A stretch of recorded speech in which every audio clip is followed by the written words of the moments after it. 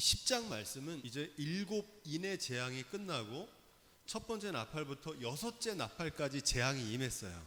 7대접의 재앙이 시작하기 그 사이 막간에 벌어진 사건이라 그랬죠. 그 손에 펴놓은 작은 책을 들고 있는 천사가 있었습니다. 이 책이 어떤 책이라고 그랬습니까? 이 작은 책은 결론부터 말하면 심판의 책이에요. 보좌에 계신 이가 오른손에 들고 있었던 안팎으로 써졌고 봉인되어 있는 하나님의 심판이 기록된 책입니다. 이 책은 한마디로 3대 7중 재앙, 7인 7나팔 7대접의 재앙이 기록된 책이에요. 누가 그 봉인을 떼셨어요? 어린 양이 그 봉인을 떼시면서 지금 7인 7나팔 7대접의 재앙이 나오고 있는 겁니다. 왜 작은 책이라고 그러냐면 사이즈가 작다는 게 아니라 조그마다는 게 아니고 최종장이라는 거예요. 1편은 7인, 2편은 7나팔, 마지막 3편이 뭡니까? 7대접. 이 심판의 책 중에서도 이제 남아있는 7째 나팔이 불 때 시작되는 7대접의 재앙을 기록한 부분입니다. 최종장 결말 부분을 담은 책이라서 작은 책이다 이렇게 말하고 있는 겁니다. 7째 나팔을 불 때 마지막 7대접의 재앙이 시작되고 이 재앙으로 모든 재앙이 끝납니다. 그래서 7대접의 재앙은 최후의 심판입니다.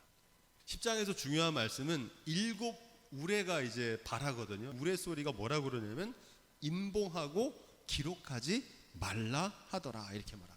그런데 언제인지 알 수 있습니까? 없습니까?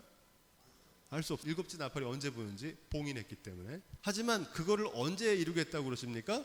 지체치 아니하리라 이렇게 말씀하셨어요. 언제인지는 모르지만 봉인되어서 알지 못하지만 지체하지 아니하겠다. 거기까지 우리가 묵상했고, 자, 그런 맥락에서 7절 말씀을 다시 읽어보겠습니다. 7절. 이 말씀이 중요합니다. 7째 천사가 소리내는 날, 어떤 날이라고 그랬습니까? 그 나팔이 불리는 날, 7째 나팔이 부는 날, 어떤 일이 벌어진다고 그랬어요? 마지막 7대접의 재앙이 시작됩니다. 최후의 심판. 3대 7중 재앙 가운데 마지막 7대접이 시작되는 것을 알리는 나팔 소리입니다. 하나님의 최종적인 심판이 이루어지는 그날입니다. 7인 7나팔 7대접으로 이렇게 점층적으로 확장되는 이유가 뭐라고 배웠습니까? 한 사람이라도 돌이켜 회개할 수 있는 기회를 주시기 위한 거잖아요. 이제 7째 나팔이 불고 7대접의 재앙이 시작되면 더 이상 돌이킬 기회 있습니까? 없습니까? 없다는 얘기입니다. 마지막 기회라는 거예요. 그 나팔을 불 때 하나님의 비밀이 드러나게 될 거라는 거예요. 그 나팔이 울리기 전에 아직 기회가 있을 때 돌이켜 회개할 것을 촉구하고 있는 줄로 믿습니다. 그날에 어떤 일이 벌어지냐? 그 종 선지자들에게 전한 복음과 같이 이루리라 이렇게 말합니다. 그날은 어떤 날이냐? 하나님께서 구약의 예언자들에게 하셨던 심판의 메시지가 다 성취되는 날입니다. 요한계시록은 어떤 책이냐면 구약의 선지자들의 예언이 반드시 성취될 것과 그 예언이 성취되는 날 구체적으로 어떤 모습이 펼쳐지는지를 우리에게 가르쳐주는 책인 줄로 믿습니다. 이게 어떻게 이어지냐면 구약의 예언서는 이스라엘의 멸망과 심판을 통해서 메시아 왕국이 도래할 거다, 그리스도가 오실 거다, 이 예언을 하잖아요. 우리가 읽고 있는 요한계시록은 어떻습니까? 온 세상의 멸망과 심판을 통해서 새하늘과 새 땅이 열리고 주님이 다시 오셔서 세상을 다스리시고 천국을 이루실 거다. 할렐루야. 그 메시지가 반복되고 확장되고 있는 겁니다. 자, 그런 맥락에서 우리 8절 말씀도 계속해서 읽어보겠습니다. 8절. 하늘에서 나서 내게 들리던 음성이다 이렇게 말하죠. 이 어떤 음성이냐면 주님의 음성, 하늘로부터 오는 주님의 음성을 듣고 있는 겁니다. 그 내용을 보니까 이렇게 되어 있어요. 바다와 땅을 밟고 선 천사의 손에 펴놓인 책, 최종장, 최종편, 심판의 결말 부분이라고 말씀드렸습니다. 중요한 것은 내게 들리던 음성이 또 내게 말하되, 누구에게 말하는 겁니까? 사도 요한에게 주님이 말씀하시는 거예요. 사도 요한에게 가서 책을 가지라는 겁니다. 이 책이 어떤 책이라고 그랬어요? 심판책이죠. 앞으로 벌어질 7째 나팔과 7 대접의 재앙을 담긴 책을 가지라는 거예요. 이 명령이 중요합니다. 주님께서 최후의 심판의 날을 사도 요한에게 전달하신 겁니다. 그날이 언제인지 딱 적어놓은 그 때를 사도 요한에게 주시는 거예요. 야, 이 날이다. 나를 받은 거예요. 그날이 언제인지는 이미 정해졌습니다. 우리가 모를 뿐이지. 이게 왜 중요하냐? 아모스 3장 6절 7절에 보니까 이렇게 되어 있어요. 제가 읽어드릴게요. 성읍에서 나팔을 불게 되고야 백성이 어찌 두려워하지 아니하겠으며 여호와의 시키심이 아니고야 재앙이 어찌 성읍에 임하겠느냐. 주 여호와께서 자기의 비밀을 그 종 선지자들에게 보이지 아니하시고는 결코 행하심이 없느니라. 나팔을 불면 이제 성읍에 재앙이 오겠구나. 이 재앙은 누가 주관하신다는 거예요? 하나님이 주장하지 않고 어떻게 재앙이 오겠느냐. 중요한 건 마지막 단락인데 뭐라고 그러냐면 여호와께서는 자기의 비밀을 그 종 선지자들에게 보이지 않고서는 행하심이 없다는 거예요. 하나님께서 그 재앙을 행하시려고 하면 먼저 누구에게 말씀하신다는 거예요? 선지자들에게 미리 말씀하시고 이 일을 행하신다는 거예요. 지금 하나님께서 그 작은 책, 심판의 책을 누구에게 주셨어요? 사도 요한에게 전달해 주셨잖아요.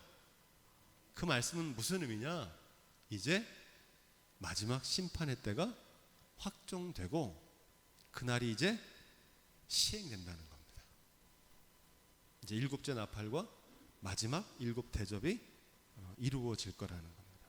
때와 기한은 봉인되어 있기 때문에 알 수 없지만 하나님께서는 그날을 이미 확정하셨고 선지자 요한을 통해서 최후 통첩을 하신 겁니다. 한마디로 최후 심판이 곧 시행될 것을 알리는 신호입니다. 이것을 세례 요한은 뭐라고 얘기했냐면 회개하라 천국이 가까이 왔다. 도끼가 어디에 놓였다고 그래요? 나무 뿌리에. 다 됐다는 겁니다. 지금 우리가 살고 있는 시대는 말세지 말입니다. 내일 주님이 오셔도 이상하지 않은 날을 살고 있습니다. 7째 나팔이 불려지고 7 대접의 재앙이 쏟아지는 마지막 심판의 과정이 이제 임박한 줄로 믿습니다. 9절 말씀. 자, 여기서부터가 이제 오늘 말씀의 핵심인데 이 책을 어떻게 하라고 그러냐면 갖다 먹어버리라 이렇게 말합니다. 갖다 먹어버리라 이렇게 얘기합니다. 두 단어로 합쳐진 문장이 중요한데 이걸 어떻게 이해할 수 있냐면 여러분 씨 뿌리는 비유 기억하시죠? 씨를 땅에 뿌리는 것과 뿌려진 땅에서 열매를 맺는 이 두 단계로 기록합니다. 씨를 뿌리는 단계와 열매를 맺는 단계로 구분할 수 있습니다. 씨는 하나님의 말씀이요 길가에 있다는 것은 말씀을 들은 자니. 뭐 한 자예요? 말씀을 들은 거야. 이에 마귀가 와서 그들로 믿어 구원을 얻지 못하게 하려고 말씀을 그 마음에서 빼앗은 것이요. 바위에 있다는 것은 말씀을 들을 때에는 기쁨으로 받으나 뿌리가 없어 잠깐 믿다가 시험을 받을 때 배반해 버리는 거예요. 말씀을 갖기는 가졌는데 그 말씀을 먹지는 않은 거예요.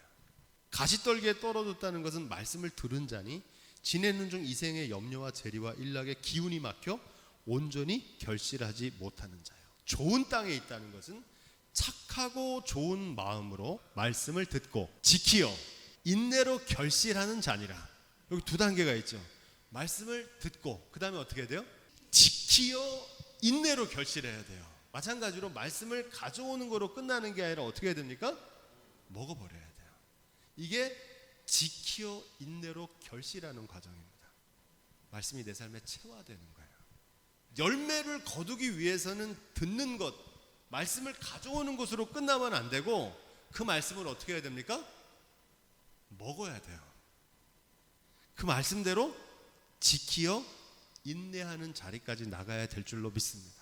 말씀을 듣는 거하고 말씀을 먹는 거하고 다르다는 거예요. 로마서 2장 13절은 이렇게 되어 있습니다. 하나님 앞에서는 율법을 듣는 자가 의인이 아니요 오직 율법을 행하는 자라야 의롭다 하심을 얻으리니. 그 말씀을 듣고 그 말씀대로 준행하는 사람. 말씀을 내가 소유하는, 내 손에 붙드는 거로 끝나면 안 되고 그걸 가져다 어떻게 해야 돼요? 먹어야 돼요. 로마서 2장 16절은 그래서 이렇게 되어 있어요. 곧 내 복음에 이른 바와 같이 하나님 예수 그리스도로 말미암아 사람들의 은밀하신 것을 심판하는 그날이다. 심판의 기준이 말씀을 듣는 자인가 말씀대로 준행하는 자인가를 판가름하신다는 겁니다. 그게 심판의 기준이에요. 마태복음 7장 21절 산상수훈의 결론인데 유명한 말씀이 나와요. 나더러 주여 주여 하는 자마다 다 천국에 들어갈 것이 아니요 다만 하늘에 계신 내 아버지의 뜻대로 행하는 자라야 들어가리라. 그러므로 누구든지 나의 이 말을 듣고 행하는 자는 그 집을 반석 위에 지은 지혜로운 사람 같으리니 비가 내리고 창수가 나고 바람이 불어 그 집에 부딪혀도 무너지지 않는다. 왜냐하면 주초를 반석 위에 놓은 연고요. 나의 이 말을 듣고 행치 아니하는 자는 그 집을 모래 위에 지은 어리석은 사람 같으니 비가 내리고 창수가 나고 바람이 불어 그 집에 부딪힘에 그 무너짐이 심하리라. 말씀을 듣는 거하고 말씀대로 행하는 거하고 달라요. 말씀을 듣기만 하면 안 되고 어떻게 됩니까? 지켜 행해야 돼요. 마지막 날 그걸 심판하세요. 이게 언제 드러납니까? 비가 오고 창수가 나는 위기의 순간이 딱 찾아오면 그 사람이 귀로만 말씀을 들으면서 씨 뿌리는 신용만 하며 살았는지 아니면 정말 하나의 미랄로 썩어져 가지고 듣고 지키어 인내로 결실하는 진짜 신앙인이었는지 위기의 순간에 드러나요. 사람들은 반석 위에 집이 짓는 걸 더 좋은 걸 압니다. 근데 모래 위를 선택하는 사람들이 더 많습니다. 그 이유는 모래 위에 집을 짓는 게 더 빨리 짓고 더 쉽게 짓고 더 크게 짓습니다. 말씀대로 살려면 뭐가 필요합니까? 말씀을 지켜 인내로 결실하려면 한 알의 밀이 땅에 떨어져 죽으면 많은 열매를 맺잖아요. 그러려면 어떻게 해야 됩니까? 죽어야 되거든요. 순종해야 되거든요. 내 생각, 내 의지, 자기 희생, 자기 부인, 십자가를 지고 자기를 부인하고 따라야 말씀대로 살 수 있거든요. 그걸 심판하시겠다는 거예요. 10절 말씀, 사도 요한이 책을 갖다 먹었어요. 말씀대로 먹었더니 어떤 현상이 나타나냐면 먹을 때 입에서는 꿀같이 달아요. 야 달다 이러고 먹었는데 속에 들어가니까 배에 들어가서 어떻게 됩니까? 쓰게 되는 거예요. 내 입에는 꿀같이 달아 먹은 후에 내 배에는 쓰게 되더라. 이 말씀이 앞에도 나오고 지금 또 나오잖아요. 성경에서 반복되는 거는 중요하다는 걸 강조하는 거라 말씀드렸잖아요. 아주 중요한 말씀입니다. 우리가 부른 찬양처럼 달고 오묘한 그 말씀이잖아요. 그래서 시편 기자는 뭐라고 얘기합니까? 여호와를 경외하는 도는 정결하여 영원까지 이르고 여호와의 규례는 확실하여 다 의로우니 금 곧 많은 정금보다 더 선호할 것이며 따라해 볼까요? 꿀과 송이꿀보다 더 달도다. 아멘. 하나님 말씀은 참 달고 오묘하고 좋아요. 또 멋있잖아요. 하늘의 밀이 땅에 떨어져 죽으면 많은 열매를 맺는 얼마나 멋있어요. 그런데 문제는 그 말씀을 내 삶에 적용하고 그 말씀대로 준행하기 위해서는 쓰디쓴 고난을 감수해야 됩니다. 그래서 입에서는 단데 배에 들어가서 내가 체화시키려면 쓴 거예요. 어렵거든요. 썩어지면 많은 열매를 맺는다는 걸 못 믿겠거든요. 그래서 썩지 않고 죽지 않고 죽는 신육만 합니다. 씨 뿌리는 신육만 했으니 가을에 거둘 열매가 있습니까? 없습니까? 없죠. 말씀을 듣기만 하고 먹질 않았는데 어떻게 거기서 능력이 나오겠습니까? 한 알의 미랄로 썩어지는 자기 부인과 인내가 요구되기 때문에 입에는 달지만 속에 들어가면 배에 들어가면 쓴 겁니다. 요한복음 6장 53절로 57절 이 말씀을 아주 더 분명하게 증거해요. 예수께서 이르시되 진실로 진실로 너희에게 이르노니 인자의 살을 먹지 아니하고 인자의 피를 마시지 아니하면 너희 속에 생명이 없느니라. 인자의 살을 먹는다는 게 뭡니까? 하나님의 말씀을 먹는 거예요. 인자의 피를 마신다는 건 뭡니까? 고난의 잔에 동참하는 거예요. 주님이 가신 길을 따라 걷는 거예요. 그래야 거기에 뭐가 있다는 겁니까? 생명이 있다는 거예요. 그렇지 않으면 생명이 없어요. 살았다 이름은 있으나 죽어버린 사대교회와 같은 죽은 교회와 성도들이 됩니다. 오늘 한국교회는 거의 죽은 교회입니다. 이런 말씀을 잘 듣지도 않을 뿐만 아니라 말씀을 먹고 지키어 인내하는 사람이 적기 때문입니다. 하나님께서 저와 여러분들에게 그 은혜를 체험하게 하신 줄로 믿습니다. 네. 말씀대로 먹으니까 어떤 일이 생깁니까? 그 안에 생명이 있는 거예요. 그러면서 이렇게 말씀이 증거됩니다. 요한복음 6장 53절 57절 내 살을 먹고 내 피를 마시는 자는 영생을 가졌고, 여기서부터가 중요해요. 따라해 볼까요? 마지막 날에 내가 그를 다시 살리리니. 아멘. 마지막 날에, 지금이 마지막 날이잖아요. 이 살을 먹고 마신 사람은 마지막 날에 다시 하나님께서 살리신다는 거예요. 그 사람들만. 내 살은 참된 양식이요 내 피는 참된 음료로다. 내 살을 먹고 내 피를 마시는 자는 내 안에 거하고 나도 그 안에 거하나니 살아계신 아버지께서 나를 보내심에 내가 아버지로 인하여 사는 것 같이 나를 먹는 그 사람도 나로 인하여 살리라. 할렐루야. 이 책을 먹으라는 건 그런 뜻입니다. 말씀을 듣기만 하는 게 아니라 그 말씀대로 지키어 인내하여 먹고 체화시키고 그 말씀의 능력을 발휘하며 사는 저와 여러분들이 다 되시기를 주님의 이름으로 축복드립니다. 이것을 성육신적인 삶, 성만찬적인 삶이라고 합니다. 성만찬 할 때 단순히 그냥 떡만 먹고 잔을 마시는 의식으로만 생각하면 안 되고, 내가 하나님 말씀을 먹고 내 삶에 체화시켜야겠구나. 나도 고난의 잔에 기꺼이 동참해서 십자가를 통해서 부활의 영광에 동참하기를 결단하는 성만찬적인 삶이 될 수 있기를 주님으로 부탁을 드립니다.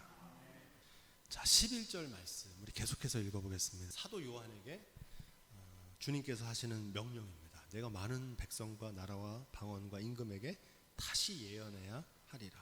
에스겔도 이 책을 먹어요. 에스겔서에서 그 뜻이 분명해집니다. 한번 찾아보겠습니다. 에스겔서 2장 8절로 10절. 인자야 내게 이르는 말을 듣고 그 패역한 족속같이 패역하지 말고 내 입을 벌리고 내가 내게 주는 것을 먹으라 하시기로, 내가 보니 한 손이 나를 향하여 펴지고 그 손에 두루마리 책이 있더라. 그가 그것을 내 앞에 펴시니 그 안팎에 글이 있는데 애가와 애곡과 재앙의 말이 기록되었더라. 사도 요한이 먹은 그 책을 누구도 먹었어요? 에스겔도 받아 먹은 겁니다. 그 다음에 이어지는 말씀이 또 중요한데, 에스겔 3장 1절로 3절. 그가 또 내게 이르되 인자야 너는 받는 것을 먹으라. 너는 이 두루마리를 먹고 가서 이스라엘 족속에게 고하라 하시기로, 내가 입을 벌리니 그가 그 두루마리를 내게 먹이시며 내게 이르시되 인자야 내가 내게 주는 이 두루마리로 내 배에 넣으며 내 창자에 채우라 하시기에 내가 먹으니 그것이 내 입에서 달기가 꿀 같더라. 그가 또 내게 이르되 인자야 이스라엘 족속에 가서 내 말로 그들에게 고하라. 너를 방언이 다르거나 말이 어려운 백성에게 보내는 것이 아니요 이스라엘 족속에게 보내는 것이라.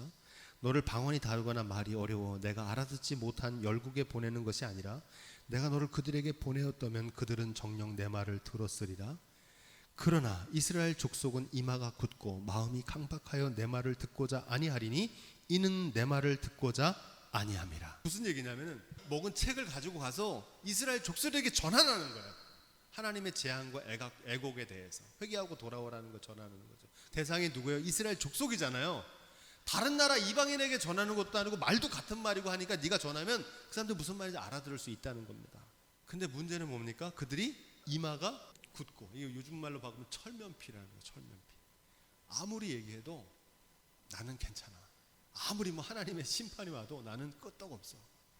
회개하지 않을 거라는 거. 마음이 강팍하여 내 말을 듣고자 아니하리니 이는 하나님의 말을 듣고 싶지 않은 겁니다. 11절에 보니까 이렇게 되어 있어요. 사로잡힌 내 민족에게로 가서 그들이 듣든지 아니 듣든지 그들에게 고하여 이르기를 주 여호와의 말씀이 이러하시다 하라 하시더라. 아멘. 어떻게 전하라는 겁니까? 듣든지 아니 듣든지. 예레미야가 회개하라고 촉구했을 때 들었습니까? 안 들었습니까? 안 들었어요. 에스겔이 예언했지만 네 말도 안 들을 거다. 하도 선지자들 보내면 안 들으니까 누굴 보내니까 나중에는 아들을 보내. 아들의 말은 듣겠지. 근데 아들의 말 들었습니까? 안 들었습니까? 그 아들을 잡아다가 십자가에 달아 죽였어요. 예나 지금이나 이스라엘 족속이나 이방인이나 진리의 말씀을 듣기 싫어합니다. 인기가 없어요. 그래서 예언자의 길은 고난의 길입니다. 어떤 고난이냐? 에스겔 2장 6절 7절 이 떡을 먹이기 전에 아주 중요한 말씀이 나와요. 인자야 너는 비록 가시와 찔레와 함께 거하며 절간 가운데 거할지라도 두려워 말지어다. 그들은 패역한 족속이라도 그 말을 두려워 말며 그 얼굴을 무서워 말지어다. 그들은 심히 패역한 자라 듣든지 아니 듣든지 너는 내 말로 고할지어다. 그들에게 가서 복음을 전해라고 하면서 주님께서 신신당부를 하는 거야. 야 에스겔아, 너 이제 고생길 시작이다. 너 아무리 하나님 말씀 내가 너에게 먹인 말씀 너가 가서 전해도 그들은 듣지 않을 거다. 오히려 너를 가시와 찔레 가운데 거하게 될 거다. 너. 그런 맥락에서 오늘 말씀을 보면 이제 사도 요한도 하나님 말씀을 받았잖아요. 앞서 6장에서 9장까지 7인의 재앙과 6째 나팔까지 예언을 마쳤습니다. 이것이 끝이 아니고 이제 뭐가 남았어요? 남은 7째 나팔로부터 시작되는 7 대접의 재앙이 남아있잖아요. 이걸 계속 증거하라는 겁니다. 그리고 그 사명을 끝까지 감당할 것을 당부하시는 겁니다. 왜 그렇습니까? 지금 이 사도 요한 누구에게 전해야 되는 거예요? 많은 백성과 나라와 방언과 임금에게 다시 예언해야 하리라 이렇게 말합니다. 에스겔은 택하신 이스라엘 족속에게 전하는 것도 어려웠는데 요즘으로 말하면 믿는 사람에게 전해도 안 믿는데 안 믿는 이방인들에게 이 예언을 전하는 게 얼마나 힘들고 어렵겠습니까? 지금까지 7인 7 나팔 6번째 나팔까지 재앙을 받고도 회개했습니까? 회개하지 않았습니까? 회개하지 않은 그 사람들한테 또 전하라는 거예요. 그들에게 다시 예언하라는 겁니다. 듣든지 아니 듣든지. 이 사명은 영광이 아니라 고난길이라는 겁니다. 다윗은 시편 23편에서 주의 지팡이와 막대기로 나를 안위하시나이다 이렇게 하잖아요. 이 지팡이는 뭐라고 그랬습니까? 우리를 보호하시는 도구고 막대기는 뭡니까? 회초리잖아요. 우리를 바른 길 가라고 책망하시는 겁니다. 이 두 가지가 다 우리를 지키고 보호하시는 주님의 은혜인 줄로 믿습니다. 교만한 자가 망하는 이유는 책망에 귀 기울이지 않기 때문입니다. 책망에 귀 기울일 수 있는 겸손이 그게 지혜입니다. 오늘날 한국교회가 급격하게 그 능력을 잃고 쇠락하는 결정적인 사유는 강단에서 예언자적인 설교를 하지 않기 때문입니다. 한국교회가 다시 회복되는 길은 가시와 찔레와 정갈 가운데 거할지라도 예언자적인 사명을 두려움 없이 감당하는 목회자들이 출현할 때 한국교회는 새로워질 겁니다.